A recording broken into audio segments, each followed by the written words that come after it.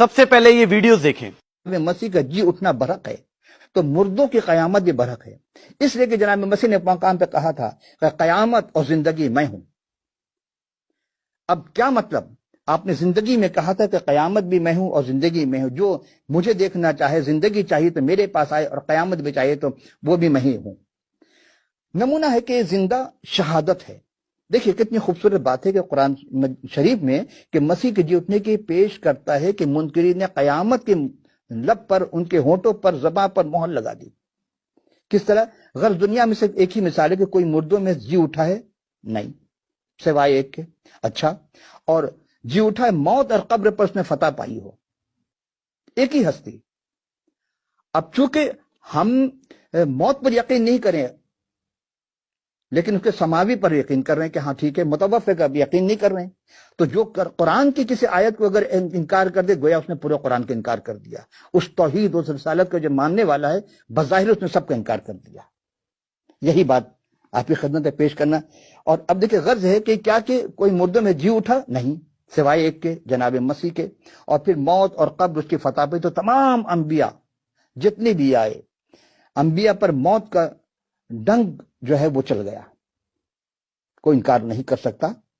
اور زیر زمین مدفون ہے اور ان کی قبر موجود ہے، تو جن میں وہ نفخت من روح سور، جب سور پھونکا جائے گا، بگل بجایا جائے گا، جب وہ وقت آئے گا جب جناب مسیح دوبارہ اس دنیا میں تشریف لائیں گے، جلوہ افروز ہوں گے، اس وقت کی بات کی جا رہی ہے۔ مگر مسیح مردوں میں سے جی اٹھے تھے، اس لیے وہ اپنے جلالی بدن کے ساتھ دوبارہ آئیں گے۔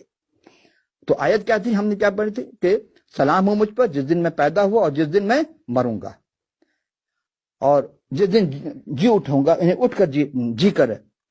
اب دوبارہ ہم چلتے ہیں سورہ مریم کی آیت میں 55 کی طرف، ذرا ایک نظر ڈالتے ہیں کہ آخر اس میں کیا ایسی بات تھی۔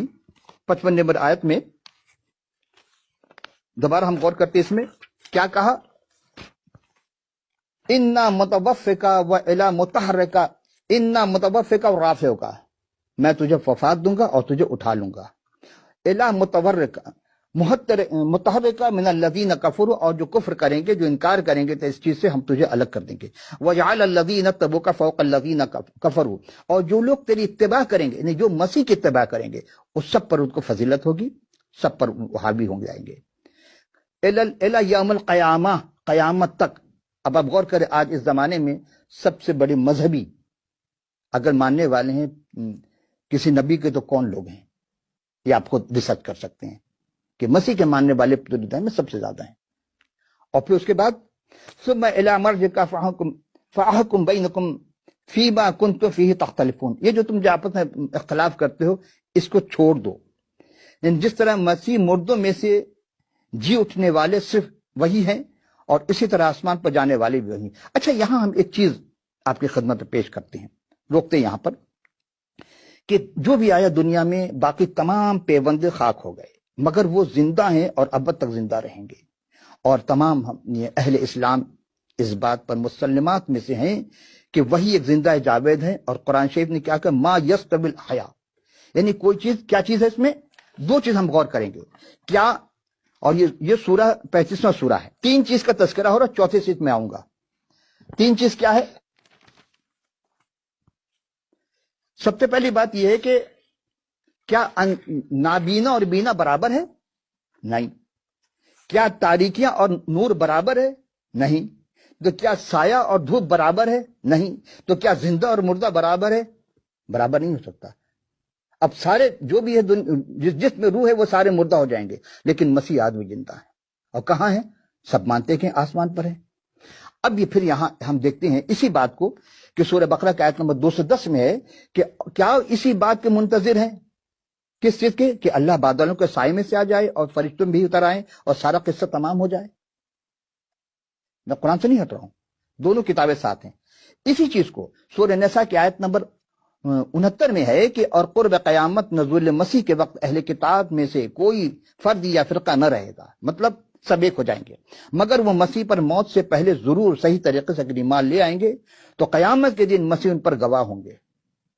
اب اس کو کیسے سمجھیں گے کہ جب وہ آئیں گے تو کیا ہوگا، کس بات کی گواہی دیں گے؟ یہاں ایک اور چیز کہ دیکھتے ہیں کہ کیا مسیح جب اس دنیا سے آپ کو صلیب دی گئی، کیوں دی گئی؟